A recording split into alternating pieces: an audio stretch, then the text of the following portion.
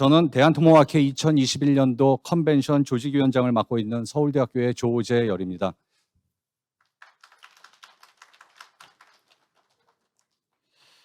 바쁘신 일정에도 불구하고 개회식에 참석하여 주신 내빈들께 진심으로 감사의 말씀을 드립니다. 지금 진행하고 있는 개회식은 식순위 프로그램북 62페이지에 수록이 되어 있습니다. 참고해 주시고요. 다소 변동사항이 있더라도 양해를 부탁드리겠습니다. 그럼 지금부터 대한통합학회 2021년 컨벤션 개회식을 시작하겠습니다.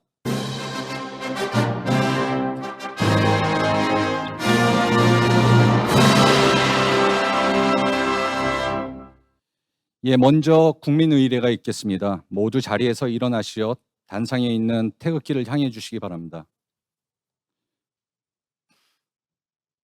국기에 대하여 경례.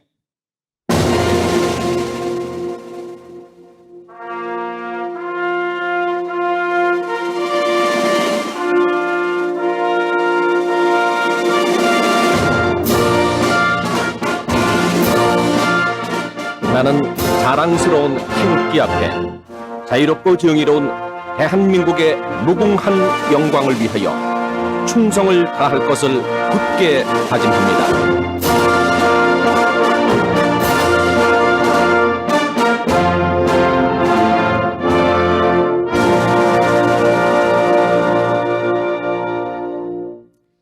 바로 모두 자리에 앉아주시기 바랍니다. 다음은 컨벤션의 경과보고가 있겠습니다. 경과보고는 컨벤션 담당 부회장이신 한양대학교 서종원 교수께서 해주시겠습니다. 서종원 부회장님은 무대 위로 올라와 주시기 바랍니다.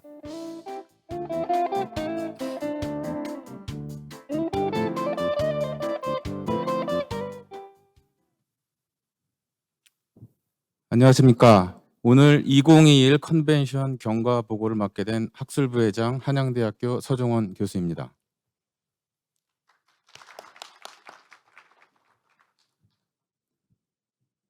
경과보고, 올해 제47회를 맞는 우리 학회 2021 컨벤션 행사는 지난 1976년 이곳 광주에서 개최한 이래 5번째로 다시 개최하게 되었습니다. 그간 우리 학술대회는 1975년 부산의 동아대학교에서 개최한 학술대회를 제1회 행사로 자리매김하고 1998년 제24회 고려대학교에서 개최한 학술대회까지 전국의 대학을 순회하면서 개최하여 개최지의 수도권 편중을 벗어나 지방회원들에게 학술대회의 참가 기회를 높이고 학회 활성화에 기여하였습니다. 그리고 2000년부터는 학교가 아닌 발표장과 부대시설 등 일정 정도의 시설, 특히 엑스포, 전시회의 동시 개최가 가능한 시설이 갖춰진 행사 장소를 선정하게 되었습니다. 이러한 이유는 무엇보다도 참가 인원의 증가, 발표 논문의 증대, 다양한 행사 개최 등 질적으로나 양적으로 행사가 발전하였기 때문입니다. 1990년까지 150여 편에 불과했던 논문 발표가 2000년에는 770여 편, 그리고 2004년에는 1000여 편이 발표가 되었으며 참가 인원도 3000명을 넘어서기 시작했습니다. 하지만 최근 건설 경기의 침체와 전문학회 학술대회 기간과의 중복 등으로 말미암아 발표 논문과 참가자가 다소 감소하였습니다. 그럼에도 불구하고 또한 코로나 사태에도 불구하고 올해 컨벤션 행사는 다시 발표 논문이 800여 편으로 증가하고 이에 따라 사전 참가자도 증가하였습니다. 2021 컨벤션 행사는 2020년도 초 개최 후보지를 물색하던 중 많은 회원들의 의견을 수렴하여 광주를 행사 장소로 정하고 사전 답사를 통하여 행사가 가능한 것을 확인 후 학회 이사회 보고를 통해 개최지로 선정되었습니다. 올해 초 서울대학교 조재열 교수를 조직위원장으로 위촉하여 위원회를 구성하고 학술 특별 프로그램, 전시, 행사, 국제, 지역, 홍보 등 행사별 소위원회 구성에 이어 논문 접수, 사전 등록, 각종 부대 행사 추진 등의 과정을 거쳐 오늘 비로소 회원 여러분께 결실을 보여드릴 수 있게 되었습니다. 아무도 예상치 못한 전 세계적인 코로나19 감염 확산으로 행사 자체가 변경 또는 취소될 수 있었지만 다행히 이곳 광주에서 회원 여러분을 만날 수 있게 되어 반갑기 그지없습니다. 이렇게 행사를 진행할 수 있었던 것은 광주광역시청 관계자 여러분과 행사 조직위원장 이하 위원 여러분, 학회 사무국 직원, 무엇보다도 광주 전남지회의 이자우 회장님과 전남대학교 김재민 교수님의 헌신적인 협조와 노력이 있었기에 가능했었습니다. 이 자리를 들어 감사드립니다. 조직위원회에서는 다양한 행사를 기획하여 회원 여러분께 이곳 광주에서 학술 행사뿐 아니라 그동안 고단한 마음과 몸을 힐링할 수 있는 프로그램을 구성하고자 했지만 코로나 사태로 인하여 부득이 행사가 축소된 점은 안타까울 따름입니다. 회원 여러분께서도 이 점 양해해 주시기 바랍니다. 아무쪼록 행사 기간 다소 미흡하고 미처 생각지 못한 부족한 상황이 발생하더라도 너그럽게 이해해 주시고 앞으로 이틀 동안 회원 여러분이 많은 관심과 성원을 부탁드리며 이상 경과 보고를 마치겠습니다. 감사합니다. 네, 부회장님 감사합니다. 다음은 이승호 대한토목학회 회장의 개회사가 있겠습니다. 이승호 회장님은 무대로 올라와 주시기 바랍니다.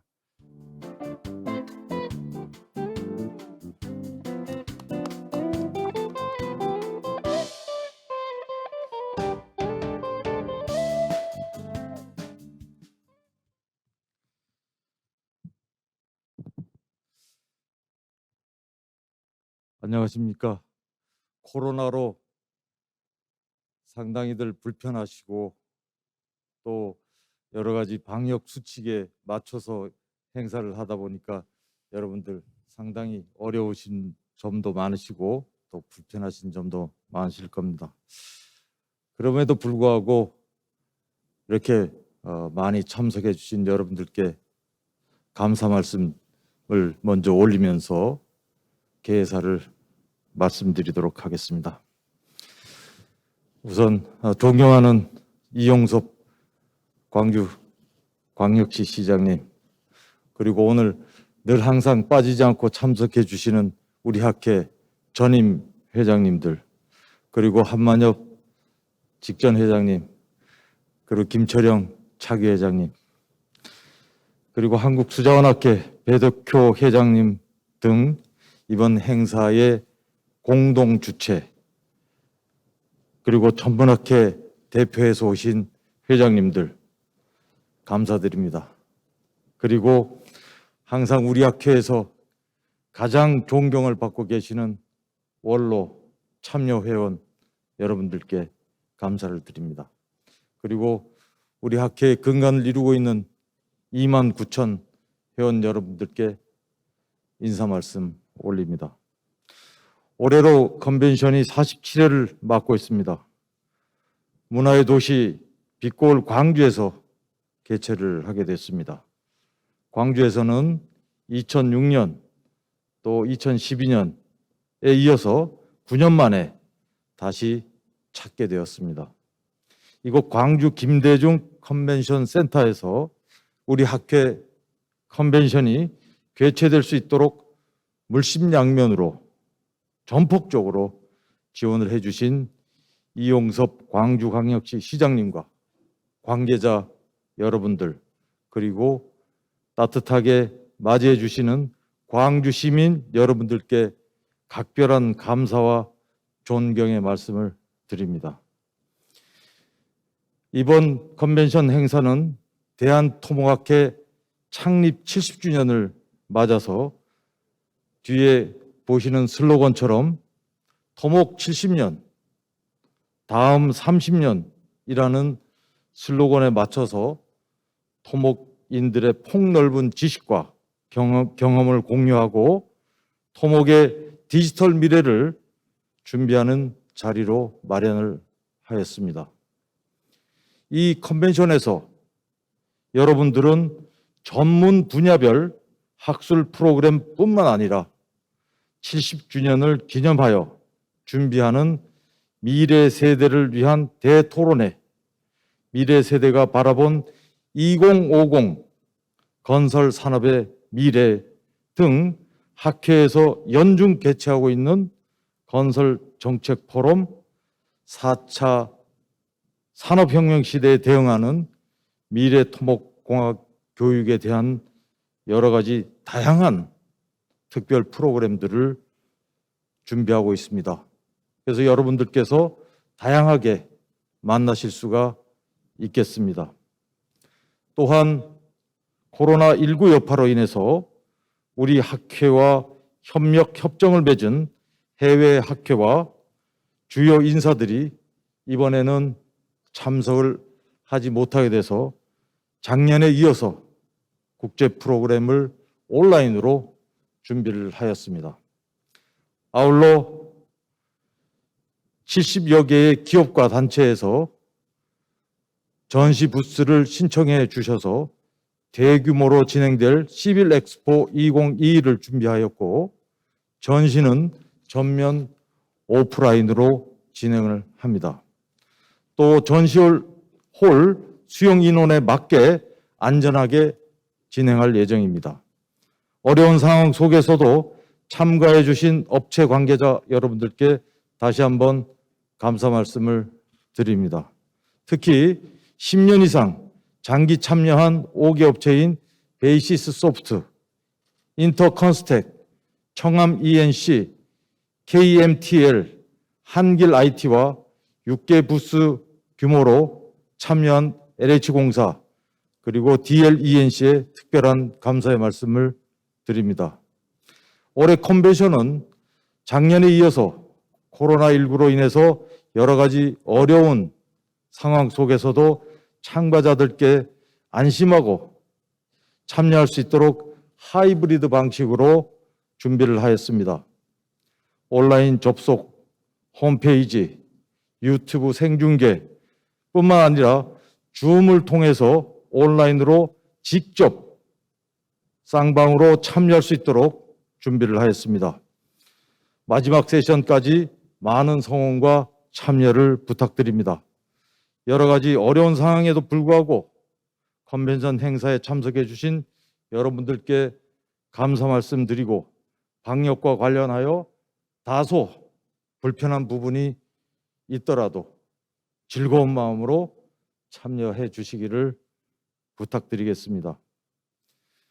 이번 행사를 위해 수개월 전부터 헌신적으로 노고를 아끼지 않으신 조직위원회 조재열 위원장님, 그리고 각 행사별 위원장님들과 위원님들, 광주 전남지회 이자우 회장님과 광주 전남지회 관계자 여러분들, 그리고 어려운 여건 속에서도 언제나 지원과 애정을 보내주고 계시는 후원사 관계자 여러분들께 깊은 감사의 말씀을 드립니다.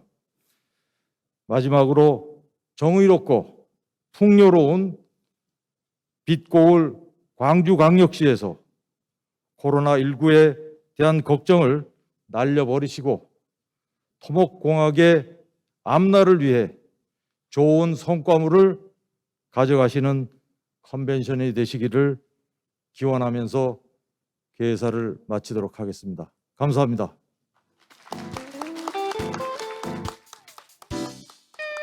네, 감사합니다. 이어서 오늘 대한토목학회 2021 컨벤션 개회식 행사를 위해서 특별히 참석을 해주신 이용섭 광주광역시장님의 환영사가 있겠습니다. 네, 큰 박수로 환영해 주시기 바랍니다.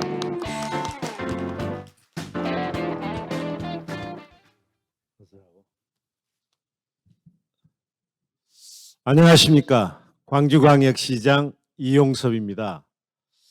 오늘 코로나19 상황이 여전히 엄중합니다만 우리 광주를 찾아주신 대한토목학회 회원 여러분을 진심으로 환영합니다.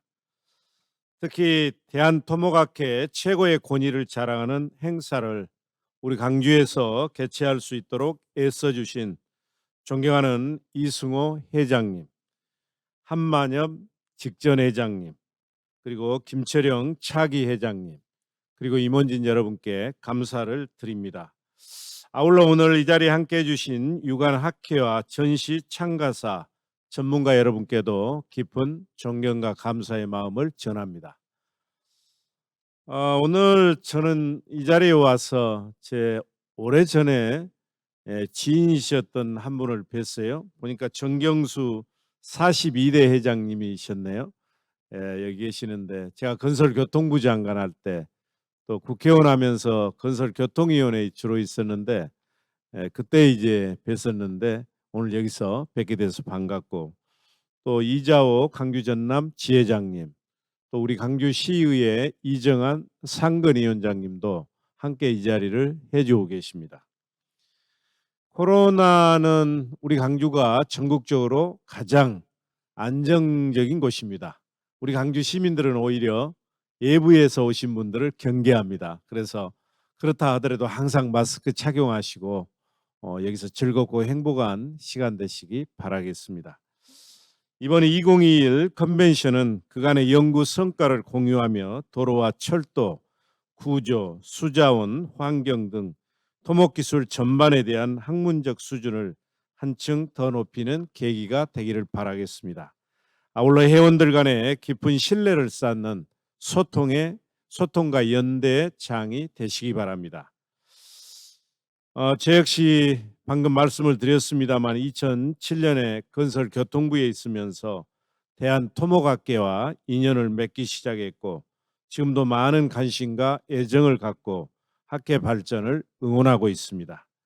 올해로 창립 70주년을 맞이한 대한토목학회는 우리나라 산업 발전에 초석을 다졌고 토목공학 기술 발전과 학문적 성취에도 큰 발자취를 남기셨습니다. 대한토목학회 강주 전남지회는 지난 6월 우리 시와 업무 협약을 맺고 119 토목구조대를 구성해서 자연재해나 공사 현장 사고 발생 시에 현장에서 전문적 기술 자문으로 큰 도움을 주고 계십니다. 이제 이러한 성과를 바탕으로 50년, 100년 후의 미래를 준비할 때입니다. 오늘 행사의 주제처럼 미래 세대가 바라본 2050년 건설 산업의 현장은 지금과 전혀 다른 모습일 것입니다. 개발이주의 산업사회에서 인간과 환경이 공존하는 탄소 중립 에너지 자립 도시로 전환할 것입니다. 친환경 녹색 경제가 시민들의 행복한 삶을 뒷받침할 것입니다. 이를 위해 우리 시는 전국 최초로 2045년까지 탄소 중립 에너지 자립 도시를 실현하겠다는 담대한 도전에 나섰습니다.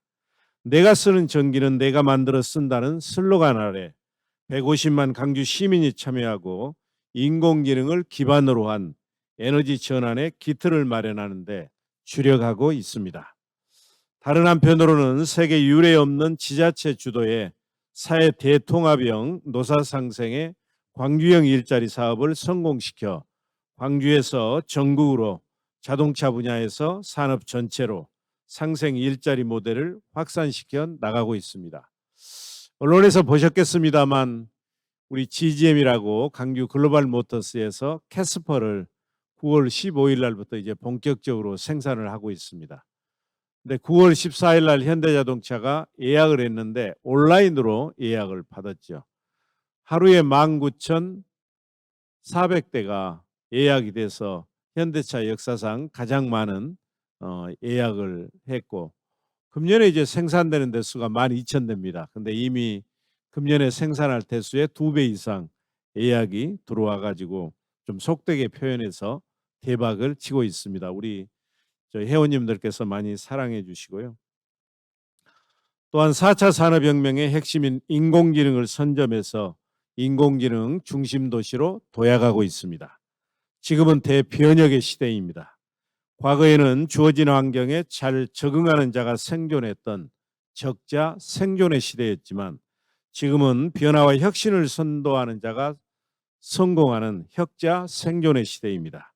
지금까지 시대의 변화를 주도해왔던 대한토목학회가 그간 쌓아온 기술력에 인공지능 등 첨단 기술과 창조적 아이디어를 접목해서 새로운 시대, 새로운 삶과 문화를 선도하는 마중물 역할을 해주기 바라겠습니다. 그 길에 우리 시도 상생 동반자로 힘과 지혜를 더하겠습니다. 제가 아까 우리 회장님께는 말씀을 드렸는데 한국 상하수도협회 회장직도 맡고 있어서 아마 여러 회원님들의 도움이 저에게 큰 도움을 줄 것입니다. 다시 한번 대한토목학회 2021 컨벤션 개최를 축하드리고 참석자 여러분 모두 강주에 머무시는 동안 의향 강주의 정의로움, 예양 강주의 전통 문화예술, 미양 강주의 맛깔스러운 음식 등 강주만의 매력에 푹 빠져보시길 기대합니다. 감사합니다. 네, 시장님 감사합니다. 시장님 잠시 단상에 좀 머물러 주세요. 예. 예, 이어서 저희 그 사랑의 쌀 증정식이 있겠습니다. 이승호 회장님 다시 한번 단상 위로 올라와 주시기 바랍니다. 일반적으로 행사를 축하하는 의미로 이제 관련 기관이나 산업체에서 화환을 보내주시죠. 저희 학회에서는 수년 전부터 이렇게 보내주시는 화환을 마음으로 대신 받고 사랑의 쌀로 접수를 하고 있습니다. 전달해 주신 쌀은 학회 개최하는 지역의 어려운 분들에게 전달을 하고 있습니다.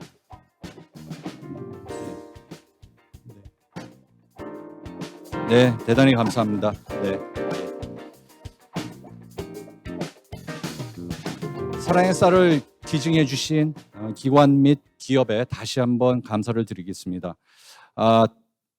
멘트가 끝나기 전에 두 분이 다 이미 내려가셨는데요. 다시 올라오셔야 되겠습니다. 저희 이제 긴급 촬영이 있습니다. 예. 여기 지금 120분이 꽉 차 있는데요. 예, 전원 다 모시지 못하겠고요. 2열까지 계신 분들 다 단상으로 올라와 주시기 바랍니다.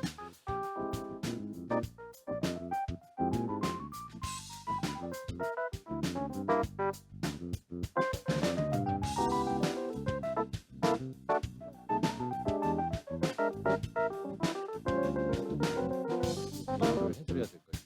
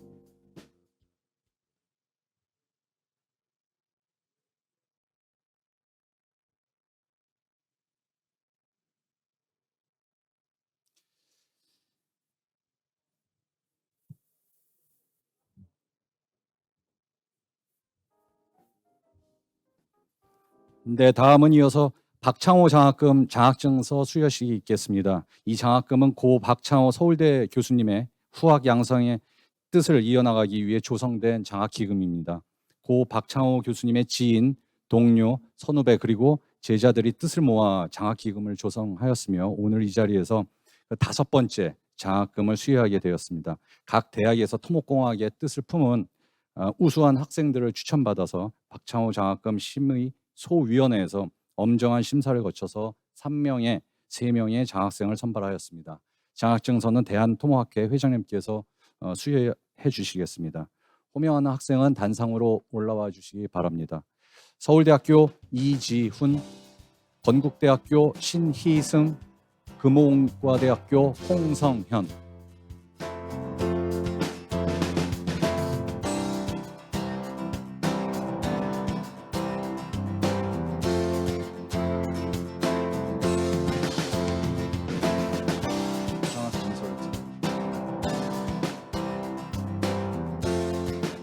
장학증서 서울대학교 이지훈, 금일 금액 1금 300만 원 중 위 사람은 학업 성적이 우수하고 장래가 촉망되는 인재로서 앞으로 토목 분야의 발전에 크게 이바지할 것으로 기대되는 바 박창호 장학금 토목부문 장학생으로 선발하여 장학금과 장학증서를 수여합니다.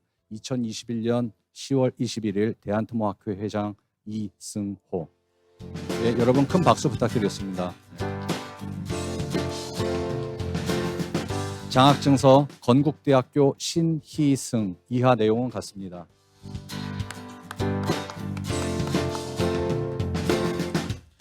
장학증서 금호공과대학교 홍성현. 이하 내용은 같습니다.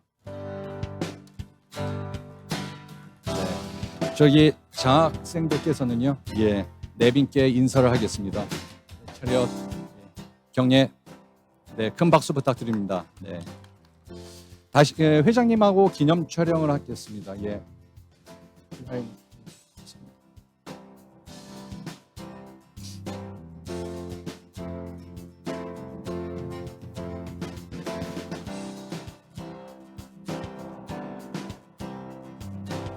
네, 감사합니다.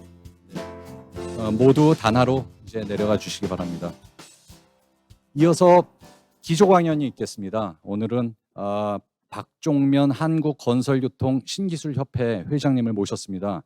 박종면 회장님은요, 서울시립대에서 공학박사 학위를 취득하셨고 한국건설기술연구원 동아건설산업을 거쳐 지승 C&I 대표이사를 역임하셨습니다. 현재는 한국건설교통 신기술협회 10대, 11대 회장을 맡고 계십니다. 네, 이미 올라와 계신데요. 예, 여러분 큰 박수로 한번 환영해 주시기 바랍니다.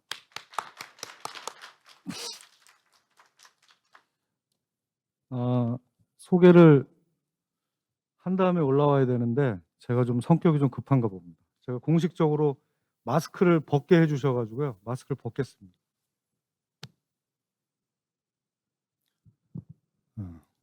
안녕하십니까. 저는 건설교통 신기술협회 박종면 회장입니다. 먼저 대한토목학회 창립 70주년을 진심으로 축하드립니다. 그리고 이 행사를 기념하기 위해서 개최되는 2021 컨벤션에 이렇게 뜻깊은 자리를 만들어 주셔서 깊이 감사드립니다.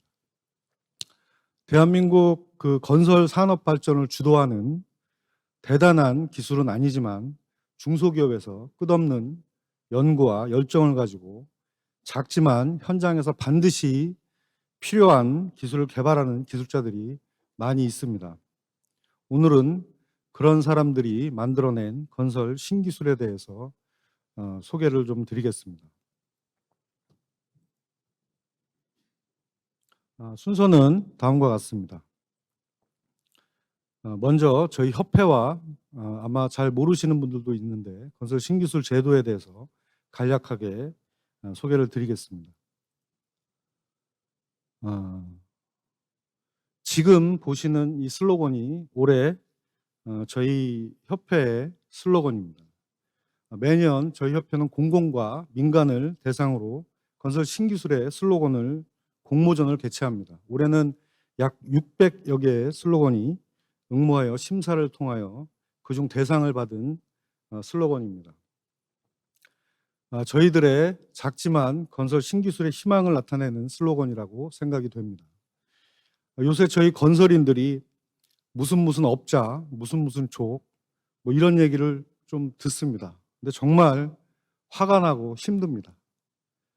대한토목학회하고 그다음에 건설 관련 협회들이 좀 주도를 해서 전 국민을 대상으로 건설의 미래에 대한 이런 희망찬 슬로건을 좀 공동으로 추진했으면 좋겠습니다.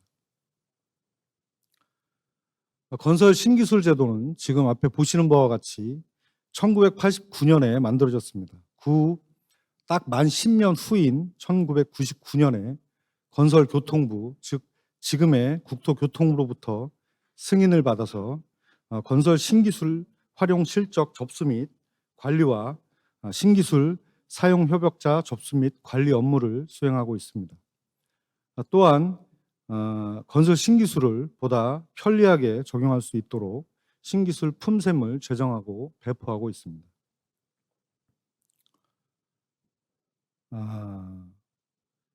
건설 신기술의 제도의 목적은 민간의 신기술 개발 의욕을 고취시켜서 건설기술 경쟁력을 높이도록 하는 것입니다. 1989년에 도입된 이 제도는 지금 밑에 보시는 것처럼 굉장히 엄격한 심사 기준을 갖습니다. 특히 세 차례의 심사를 통과해야 되는 기술만이 건설 신기술로 지정이 됩니다. 최초의 8년의 보호기간을 받으며 한 번의 연장 심사를 거쳐 7년의 추가 보호기간을 받습니다.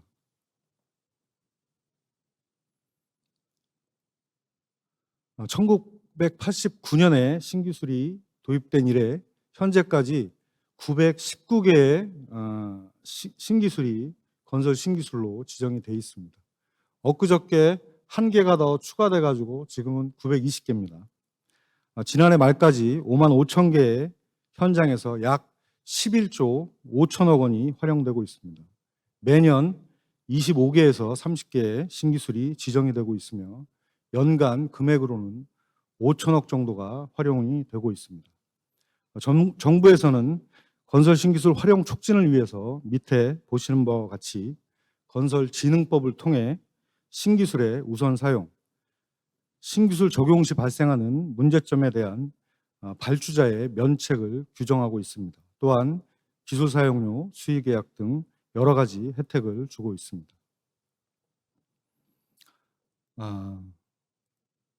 그럼 대한민국 건설 신기술 1호가 뭔지 한번 제가 말씀을 드리겠습니다. 지금 보시는 것과 같이 대한민국 건설 신기술 1호는 약 30년 전인 1990년에 녹생토 암절개 보호 식재공이라고 해서 우리가 흔히 아마 아시는 분들도 계시겠지만 녹생토 공법이라고 말을 합니다. 절토면에 씨앗을 가진 녹생토를 살포를 해서 사면 안정과 자연 녹화를 동시에 이루어낸 기술입니다. 이후에 이런 녹생토 공법과 비슷한 건설 신기술이 약 17개 정도 추가적으로 신기술이 지정이 되었습니다. 다른 신기술도 선도하는 신기술이 있으면 그 뒤로 그것을 좀 개선해서 신기술이 많이 만들어지고 있습니다. 제1호 신기술을 시작으로 920여 개의 신기술이 개발되었습니다. 다음은 많이 궁금해하시고 많이 질문을 하시는 겁니다. 건설 신기술과 특허가 무슨 차이가 있느냐? 두 가지 제도 모두 기술 발전을 유도한다는 측면에서는 동일합니다. 특허의 경우 아이디어의 상태로 특허를 받는 경우가 대부분입니다. 하지만 건설 신기술은 이런 특허나 특허의 조합으로 인해서 현장에서 이미 여러 차례에 걸쳐 검증을 한 후에 기술의 완성도를 높이기 때문에 지금 보시는 신규성뿐만 아니라 현장 적용성, 경제성, 보급성 등 종합적인 심사를 통해 완성된 건설 기술만을 신기술로 지정을 합니다. 보통 건설 신기술을 개발하는데 평균 개발 기간이 5년 정도 소요되고 개발 비용은 약 5에서 6억 정도가 들어가는 것으로 판단됩니다. 심사 과정 또한 건설 신기술의 경우 12인에서 15인으로 구성된 전문가 집단의 3차례 심사를 통과해야만 지정을 받을 수 있는 반면에 특허는 아이디어로서 심사관 1인에 의해 등록되고 있습니다. 연평균 지정 건수도 밑에 보시는 바와 같이 건설 신기술은 약 30건, 건설 관련 특허는 1년에 약 6천여 건으로 약 200배 정도 이상의 차이가 발생하고 있습니다. 다음은 일본의 건설 신기술 제도에 대해서 말씀을 드리겠습니다. 일본도 우리나라와 비슷하게 네티스라는 건설 신기술 시스템을 가지고 있습니다. 목적이나 등록 대상은 국내 건설 신기술과 유사합니다. 근데 밑에 보시는 것과 같이 활용 형태는 국내 신기술과 굉장히 많은 차이가 있습니다. 국내에서는 발주처의 특정법 심의 제도를 통하여 대부분의 신기술이 사용되어지고 있습니다. 그러나 일본의 네티스는 발주자가 지정하는 것 외에 민간에서 네티스에 등록되어 있는 신기술을 제한하고 이렇게 활용하는 구조가 완전히 정착이 되어 있는 것 같습니다.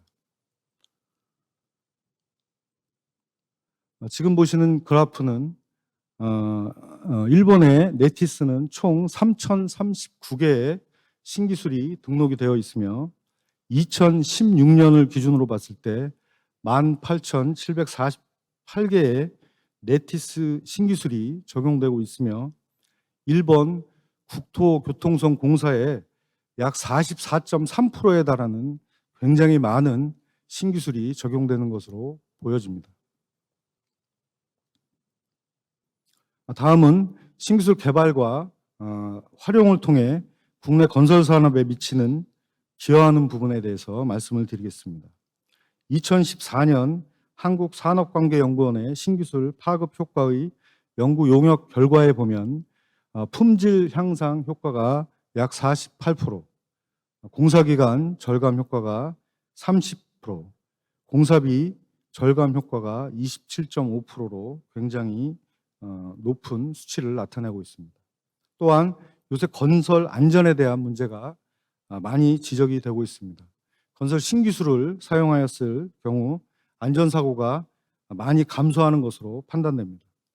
이것은 일반적인 우리 하도급 공사와 달리 작은 기업들이지만 기술에 대한 자부심과 자기 기술에 대한 브랜드가 확실히 작용을 하는 것으로 판단이 됩니다. 또한 건설 신기술은 하나의 기업이 개발하는 것보다 대기업과 중소기업이 동시에 같이 개발하는 비중이 굉장히 높습니다. 그리고 또 이것을 제3자에게 신기술 사용 협약자 제도라는 것을 이용해서 개발자와 똑같은 지위를 부여를 합니다. 이렇게 하면서 건설 발전에 시너지 효과를 발생을 시키고 있습니다. 두 번째는 건설 신기술 개발 동향과 앞으로 저희 건설 분야 신기술이 나아갈 방향에 대해서 한번 말씀을 드려보겠습니다. 현재까지 토목, 건축, 기계설비 세 분야로 구성이 되며 2021년 9월 30일까지 총 919개의 건설 신기술이 개발이 되었습니다. 그리고 가장 많은 부분이 토목 부분으로서 650개의 신기술이 개발이 되어 있습니다. 좀 더 편하게 보기 위해서 지금 이 바 차트로 좀 준비를 해봤습니다. 지금 보시는 바와 같이 토질 및 기초 분야가 139개로 가장 많습니다. 그 다음이 상하수도 분야, 그 다음이 도로 분야, 그 다음이 교량 분야 순으로 나타나고 있습니다. 이것을 작년도 기준으로 활용 실적과 활용 금액으로 분석을 해보면 지금 여기 보시는 바와 같이 활용 2020년도 기준 활용 실적은 방수 분야와 그 다음에 저 기초라고 보이는 부분이 건축 기초 부분입니다. 그 건축 기초 부분이 가장 많은 것으로 판단이 됩니다.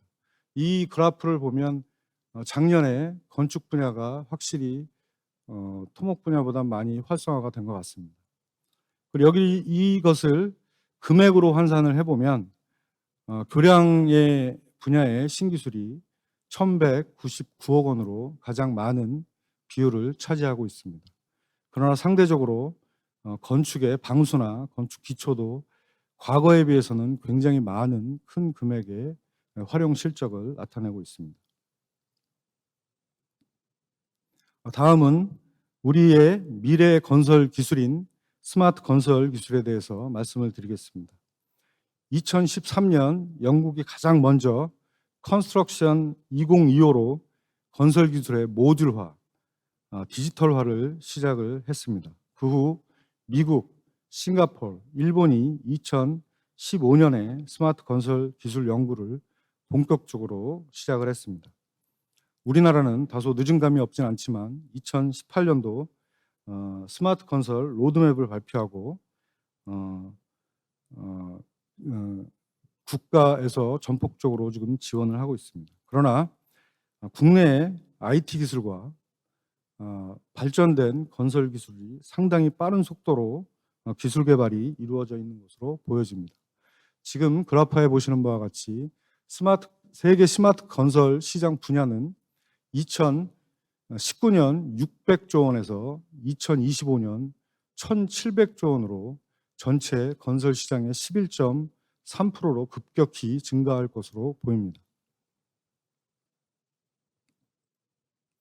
2018년 정부에서는 2025년까지 스마트 건설 기술 활용 기반을 구축하고 2030년까지 건설 자동화를 완성하는 것을 목표로 스마트 건설 기술 로드맵을 수립을 했습니다. 자세한 사항은 가지고 계신 그 자료를 좀 참조해 주셨으면 좋겠습니다. 그리고 그것의 일환으로 지금 현재 스마트 건설 사업단, 한국도로공사에서 하는 스마트 건설 사업단을 통해요. 도로 실증을 통한 스마트 건설 기술 개발 연구를 2025년 12월까지 약 2천억 원의 예산이 소요되는 4대 중점 분야와 12개 세부 과제를 설정하여 건설의 생산성 및 공사 기간, 재해율, 건설업 디지털화를 25% 이상 향상시키는 것을 목표로 추진하고 있습니다.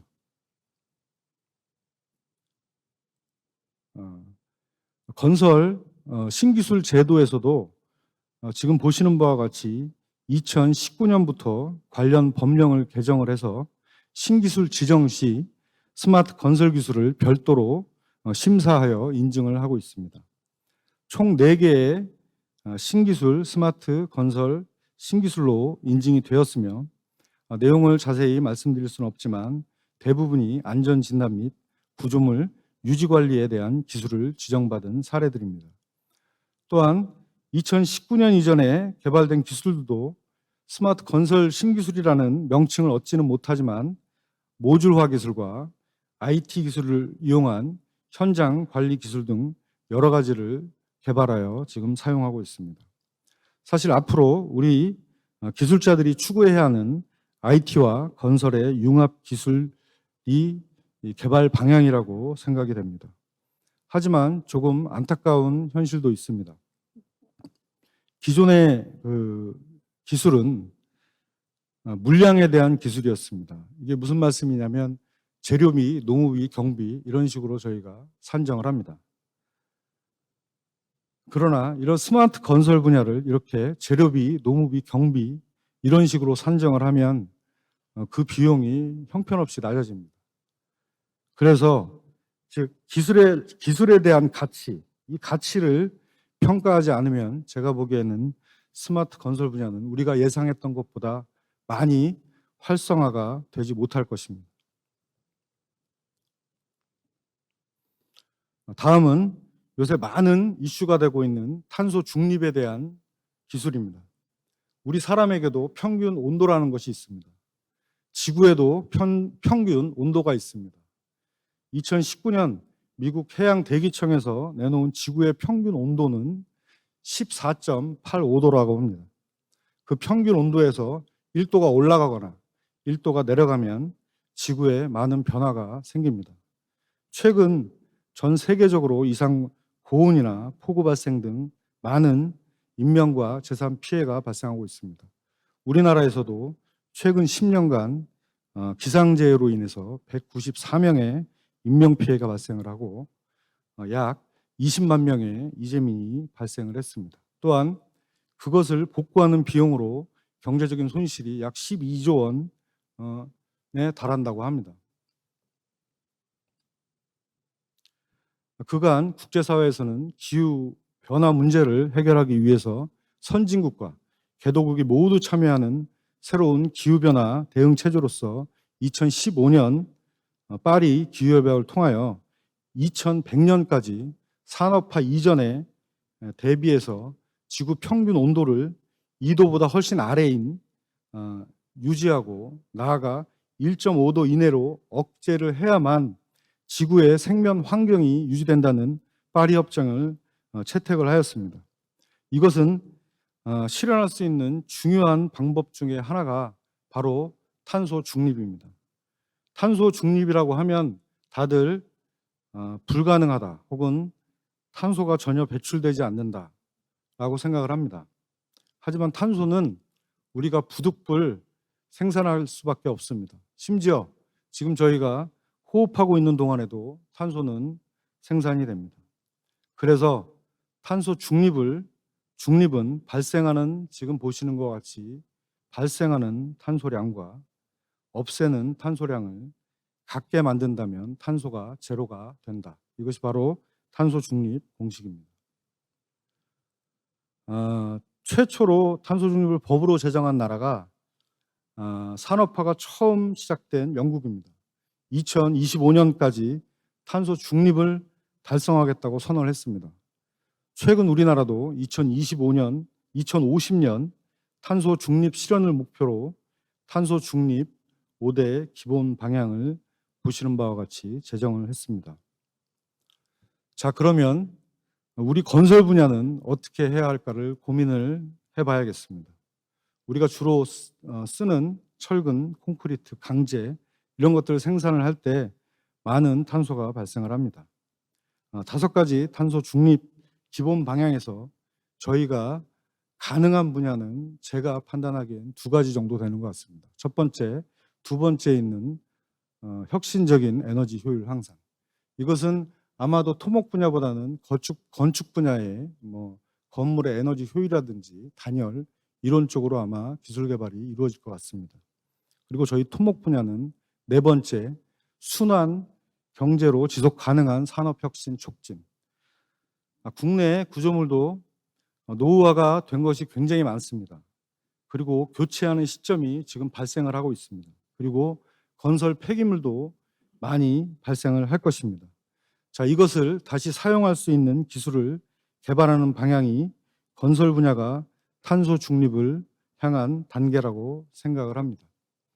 지금 보시는 바와 같이 과거에 이런 재활용에 대한 여러 가지 신기술이 있었습니다. 근데 크게 호응을 얻지 못했습니다. 어쩌면 지금이 가장 좋은 기회라고 생각이 됩니다. 과거에는 비용 때문에 사용하지 못했던 이런 기술들이 이제는 사용 가능해질 시기가 온 것 같습니다.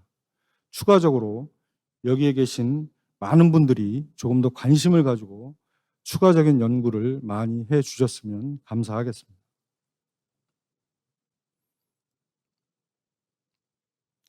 다음은 사업화 전략입니다.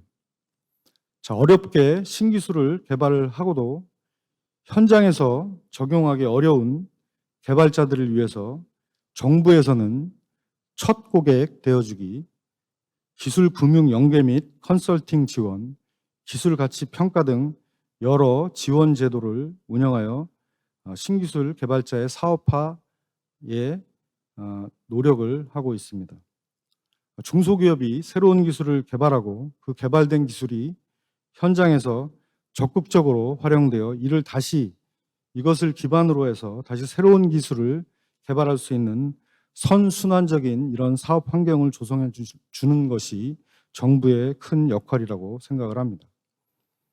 첫 번째로 첫 고객 되어주기는 2020년까지 28개의 기술을 44개 현장에서 설계 반영 공고를 하였습니다.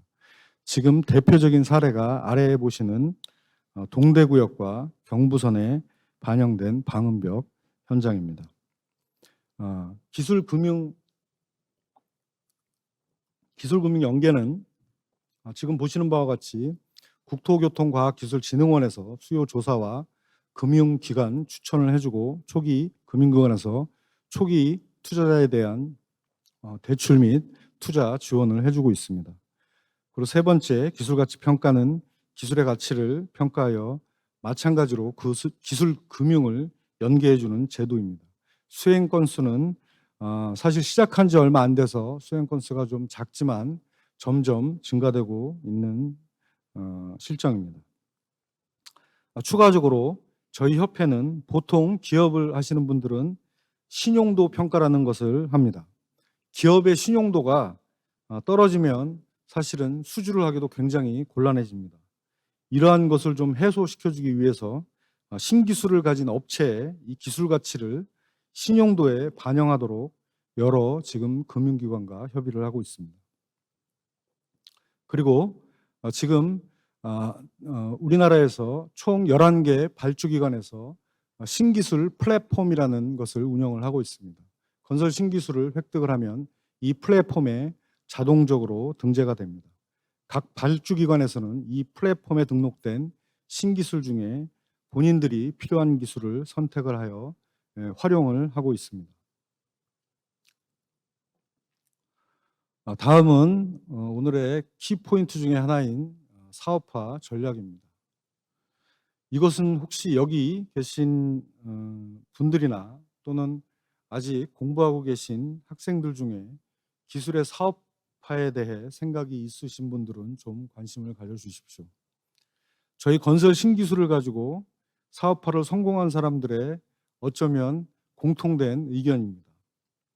지금 여기 나타난 좋은 기술을 개발을 할 것인가, 맞는 기술을 개발을 할 것인가, 이 답은 한번 생각을 해보시기 바랍니다.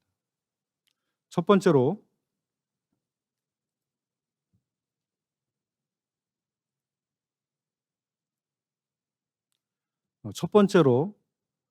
어려운 기술은 사업하기가 더디다. 이 얘기는 무슨 얘기냐면 보통 저희가 기술을 설명을 할 때 저희한테 주어지는 집중해서 주어지는 시간이 5분이라고 얘기를 합니다. 이 5분 내에 기술의 핵심 포인트를 설명을 할 수 있어야 됩니다. 따라서 설명이 어려운 기술은 사업화가 가능은 하지만 조금 더딥니다. 건설을 모르는 우리 일반인들에게 설명을 한번 해봐야 합니다. 그분들이 아주 쉽게 이해할 수는 없지만 어느 정도 이해할 수 있는 기술을 만드는 것이 가장 중요합니다.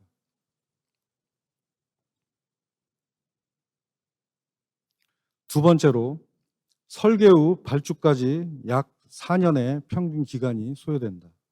이 얘기는 또 무슨 얘기냐면 저희가 보통 기술 개발을 완료한 후에 설계에 반영되면 굉장히 기뻐합니다. 마치 당장 부자가 된 것처럼. 그러나 실질적으로 매출이 발생하는 시점은 평균 4년 정도 기간이 소요됩니다. 그 평균 4년을 회사를 어떻게 해서든지 유지를 해야 됩니다. 그 평균 4년을 유지해야만 기술 개발을 통한 매출이 발생을 할 수 있습니다. 그 기간을 대비해야 한다는 말씀입니다. 그리고 세 번째로 공사 규모가 작은 기술이 사업화 가능성이 높다. 이것은 공사 규모가 큰 기술, 즉 한 번에 100억 이런 것은 수주가 굉장히 어렵습니다. 공법 심의 또한 서로가 굉장히 부담스럽습니다. 기술이 완전히 정착된 후에는 모르겠지만 초창기에는 공사 규모가 작은 기술이 사업화의 가능성이 굉장히 높습니다. 서로 부담이 없는 수준에서 말입니다. 그리고 공사 규모가 작은 기술은 만약에 특허 공법이 적용이 되지 않은 현장이라면 설계 변경도 가능합니다. 그 설계 변경이 가능해진다는 것은 앞에서 말씀드린 평균 4년의 이 고달픈 시간을 줄이거나 없앨 수 있다는 의미가 되겠습니다. 그리고 마지막으로 가장 자신 있는 곳을 찾자. 이것은 이 의미는 우리나라에는 수많은 발주처가 있습니다. 아주 작은 규모의 발주처라도 좋습니다.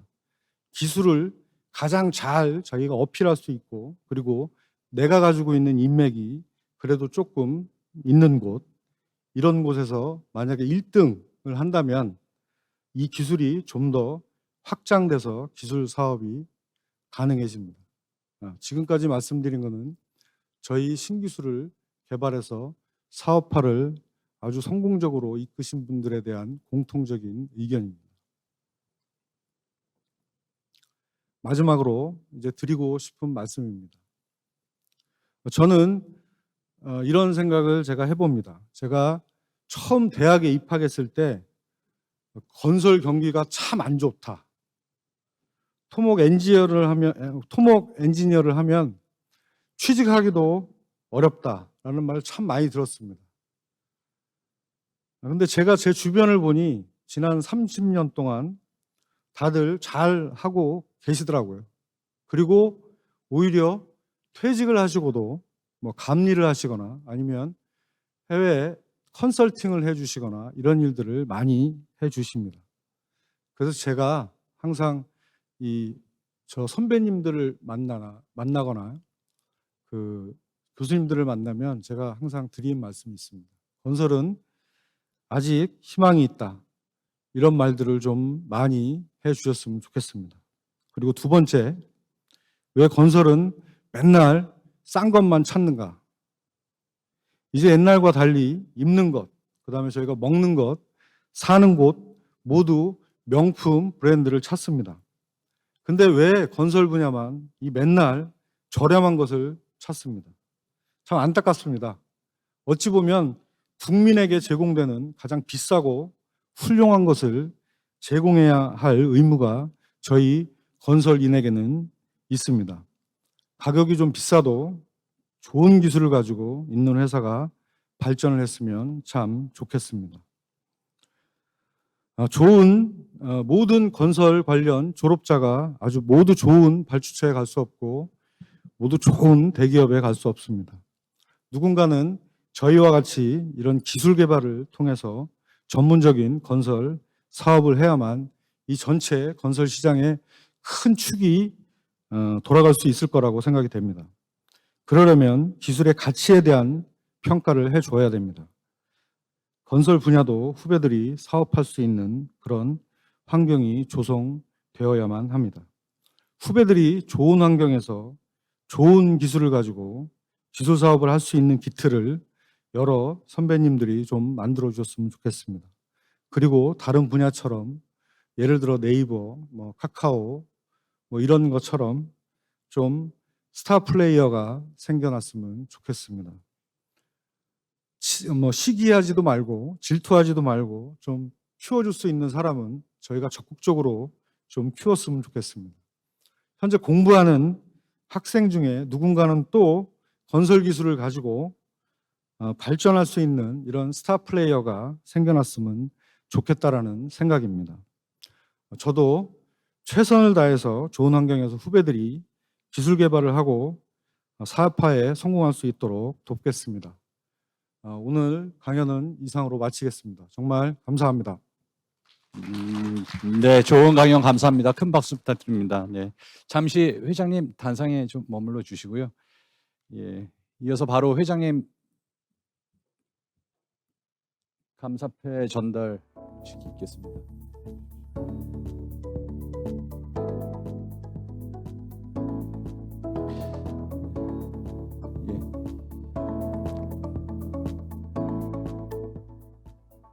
네, 제가 감사패 읽겠습니다. 감사패 한국건설교통신기술협회 회장 박종면 귀하께서는 대한토모아케 2021 컨벤션 기조 강연에서 K건설 신기술 개발 동향과 사업화 전략이라는 주제로 발표해 주셔 컨벤션을 더욱 빛내 주셨기에 감사의 마음을 이 패에 담아드립니다.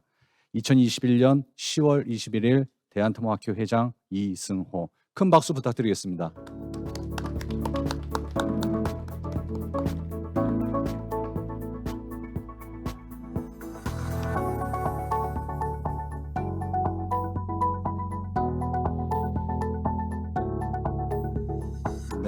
네, 감사합니다. 예, 두 분 모두 단상으로 아래로 내려주시기 바랍니다. 네, 이제 공식적인 개회식 일정은 대부분 마무리가 되었습니다. 개회식 마치기 전에 잠시 안내 말씀드리겠습니다. 오늘과 내일 컨벤션 모든 행사를요 한눈에 볼 수 있게 저희가 웹 앱을 갖다가 준비되어 있습니다. 학회 홈페이지에서 확인을 하시면 되겠고요. 많은 이용을 부탁드리겠습니다. 그리고 점심 식사 이후에는요 이곳에서 학회 창립 70주년을 기념하는 미래 세대를 위한 대토론회 그리고 또 건설 정책 포럼 등의 특별 프로그램이 바로 이 자리에서요 아주 크게 개최될 예정입니다. 많은 관심과 참여를 부탁드리겠습니다. 이상으로 대한토모아케 2021 컨벤션 개회식을 모두 마치겠습니다. 아무쪼록 광주에서의 유익하고 즐거운 시간이 되시기를 바라겠습니다. 끝까지 자리해 주신 여러분 진심으로 감사드립니다.